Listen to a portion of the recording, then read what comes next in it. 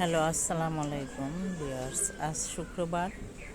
আমি আমাদের রান্নাঘর থেকে রান্না করতেছি। আজকে আমি আমার যে রান্নাঘর থেকে গরুর মাংস, মুরগির জাল ফ্রাই,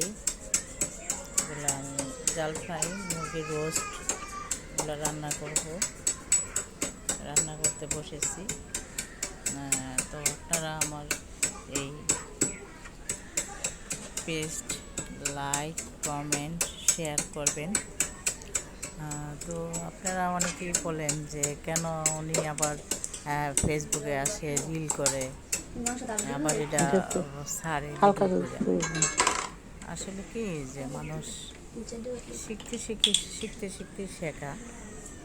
তো যেহেতু সামাজিক কর্ম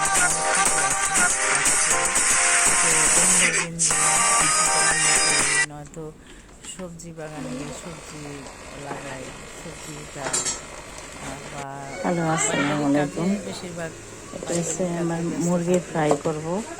তো এখানে কক মুরগি বিদায় আমি ভেজে নিলাম না, আমি মশলা দিয়ে একটু ভিজিয়ে রেখেছি। আমি এখানে স্বাদ মতো মশলা, তারপরে টক দই, বিভিন্ন মশলা দিয়েছি। এটা আমি যখন সময় পাই মুরগি ফ্রাই করতেছি, মুরগির রোস্ট। তো মেয়েরা অনেকে বলে যে মেয়েরা জন্মাইছে যখন তেলগুলো একটু বেশি উঠবে ভালো করে, তারপরে পরে আমি রোস্টগুলো দিয়ে দিব। গরুর মাংস সংসারে রান্না বাড়া করে, স্বামীর সেবা যত্ন করে, বাচ্চাদের সেবা যত্ন করে এবং সব কাজে পারে। একটা মেয়ে অনেক বেশি কাজ করে, যেটা আমরা অনেকেই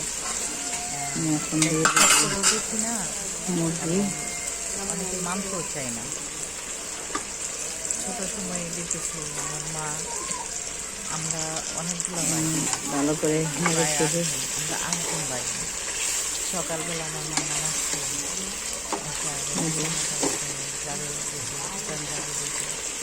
আমার মা সকালবেলা রান্না করতো,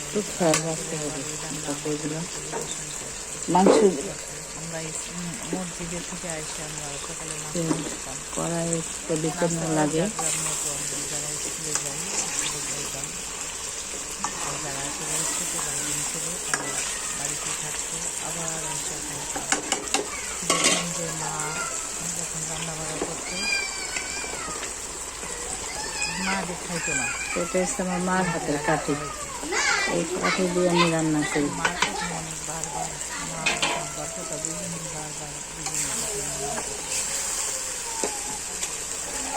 আমার মা সকালবেলা উঠে বড় একটা ডেগের মধ্যে রান্না করতো, যা রান্না শেষ আমরা ভাই বোনের আলহামদুলিল্লাহ শুকরিয়া করে আমরা খাইতাম। শুধু পরিবেশনের হতে খাই। একজনে আরেকজনের প্লেটের গরুর মাংস প্রায় হয়ে গেছে, মাংস থাকতো 5-6 মিনিট তখন চুলায় রেখে পরে লেখালেখি করতাম। ওর খাবার ও নিত, আরেকজনের খাবার নিত, বাইরের খাবার বোন নিত, এরকম। তো আমার মা অনেক সময় বলতো তোদের বাঁচলাম না।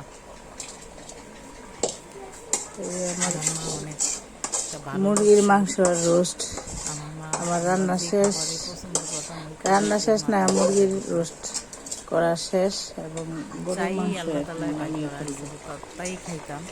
কিন্তু আমার মা অনেক সুন্দর করে পারে। একটা শাকও যদি রান্না করতে, ওই শাক দিয়ে অনেক পেট ভরে ভাত খেতাম।